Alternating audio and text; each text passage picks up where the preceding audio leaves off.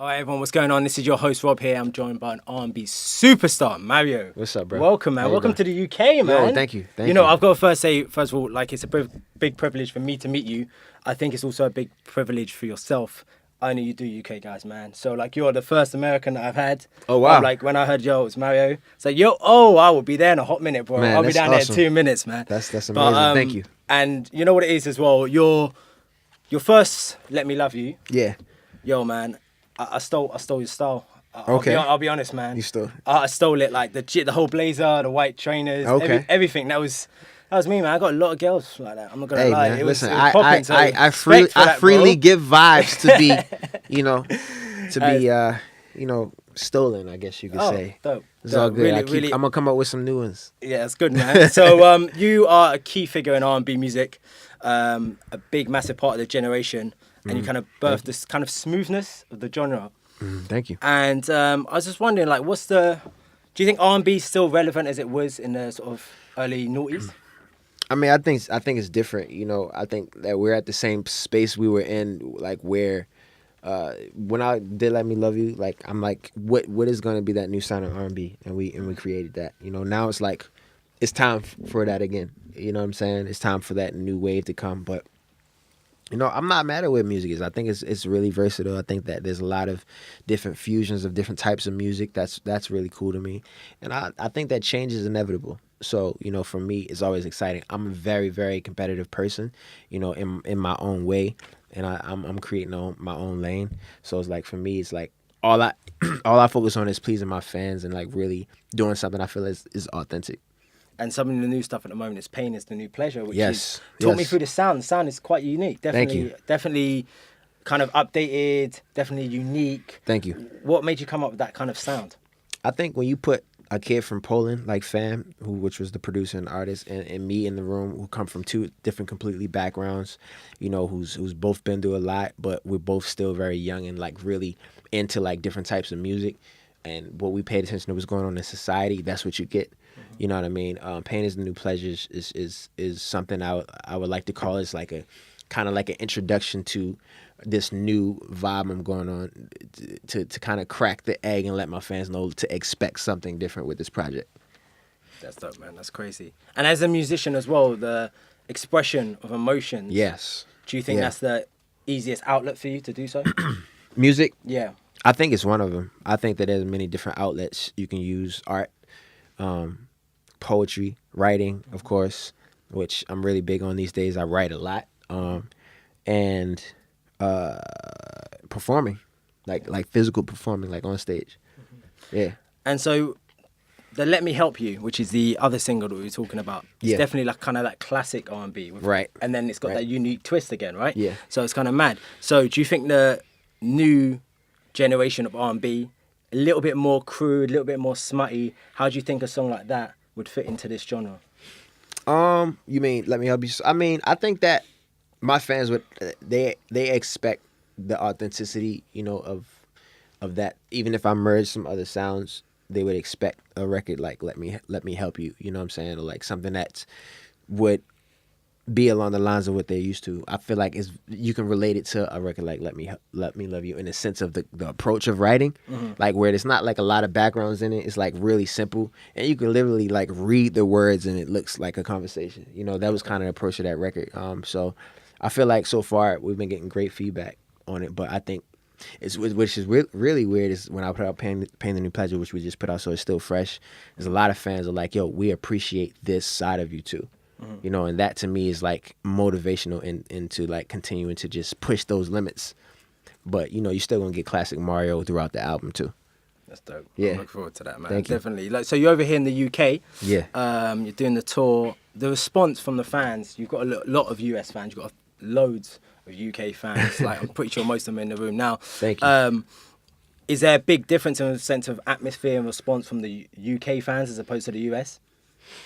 I mean, you know what I'm saying? I feel like you always miss what you don't have. You know what I'm saying? I feel like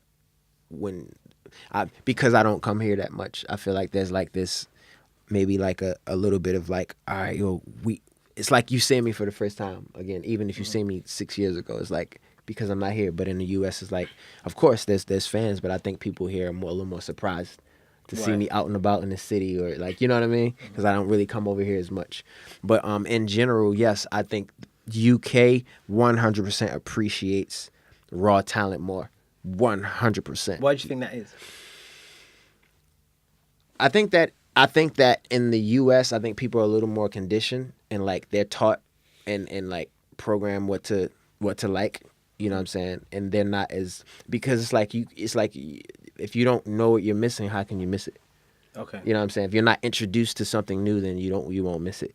Yeah, that makes Like, sense. you know what I mean? Whereas they'll hear the radio, like y'all will play like a Spanish record right after a hip hop record, like on the radio. You listen to it, it's like That a kind of mixture, a merge, fusion right? of different. You know what I mean?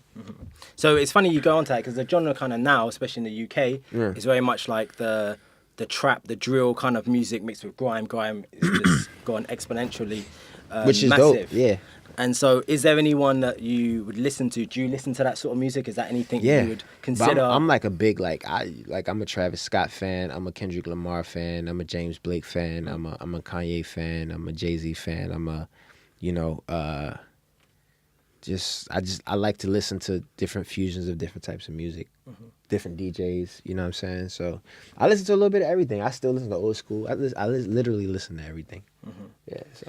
Is there anyone over in the UK which you've heard at the moment which you really like the sound of, that you would maybe even consider a collaboration with?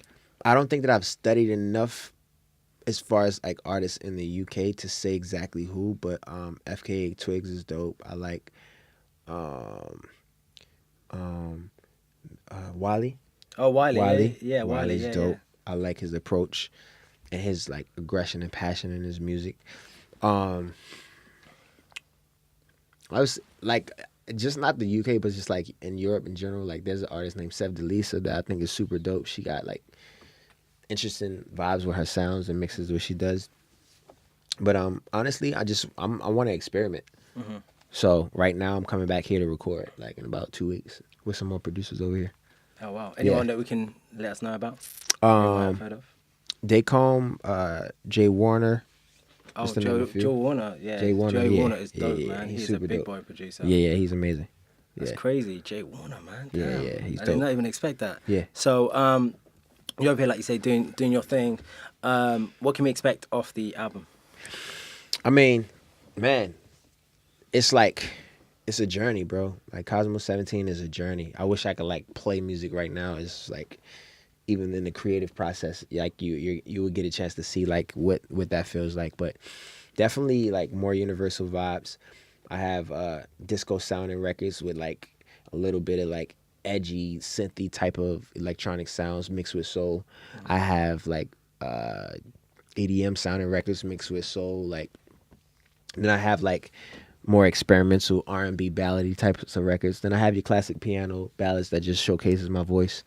Then I have records like Pain is the New Pleasure, which is, you know, vibey / grungy, but a little bit of soul, electronic mixed in there. So you just expect great music, bro, and great vibes and great content. I mean, when you think about like now, it's like making music that's relevant to like everyday life, but also relevant to like what people actually go through. Like that's what Pain is the New Pleasure is, and that's the vibes that I want to create, like more urgent type of music that's just not like love songs. That speaks to people. Yeah, Different sort of level. 100%. Damn. 100%. So Pain That's the New kind of. Pleasure. So Pain the New Pleasure is out. It's out now. It's out now. Spotify, iTunes. All the rest of it, and it's dope now because there's so much now. People like the social media presence. Yeah. Massive. Yeah. Twitter, and massive. people can be involved. Like I think it's important that people feel involved in your project. Your fans feel a part of it. Like people feel a part of it. You know.